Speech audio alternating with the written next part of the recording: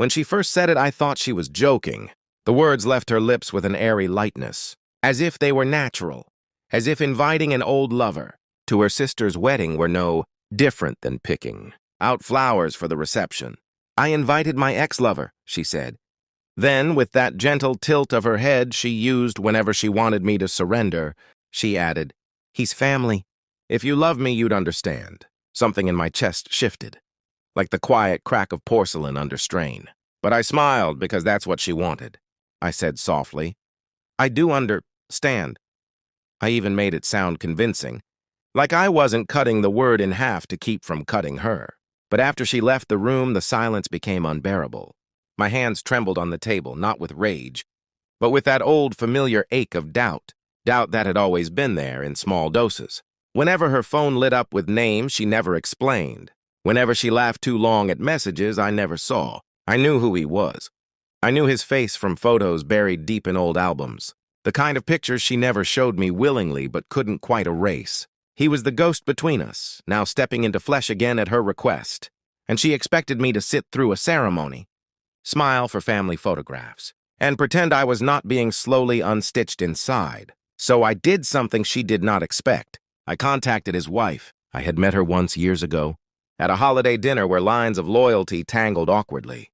She had eyes that looked like they knew more than she ever said. When I called her, my voice shook less than I thought it would. I told her the truth, where her husband was going, why he was going, and how my wife had phrased it. "He's family." There was a silence, a heavy one. Then she laughed, not the laugh of humor, but the brittle laugh of someone who has swallowed too many betrayals. "Then I suppose," she said, "family deserves to sit together." That was how she became my +1.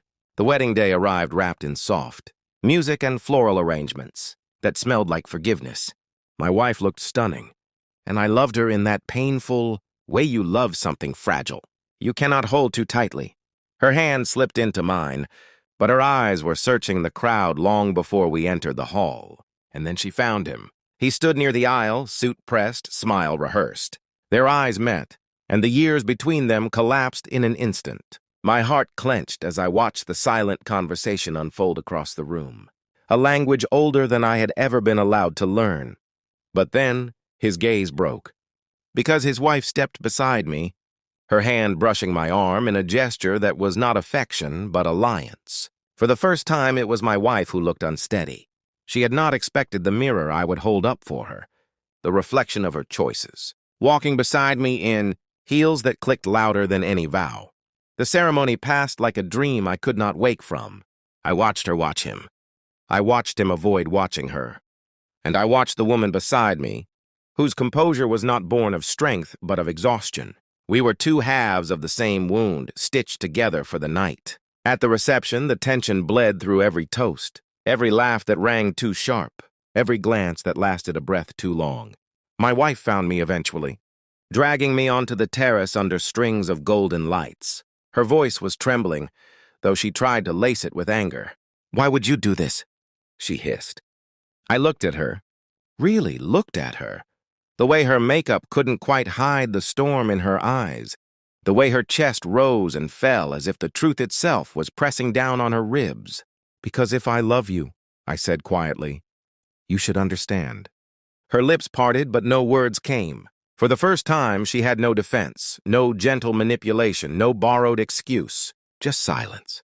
Inside, her ex-lover danced with his wife, their bodies close, but their smiles distant. Maybe he was imagining my wife in his arms. Maybe she was imagining the same. Maybe they both knew the reality was colder than their memories. I stood there, the autumn night cooling my skin, the taste of betrayal bitter but familiar. Love is not always a battlefield. Sometimes it is a slow erosion, a steady crumbling of walls you built together. I wanted to believe there was something left to save. But as I watched her eyes fall away from mine, I realized she was still chasing ghosts, and I was still chasing her. That night we left together, but not as we had arrived. She held my hand, but it was loose, like someone holding onto a railing not for balance, but out of habit. I felt her absence in her touch. The story didn't end at the wedding.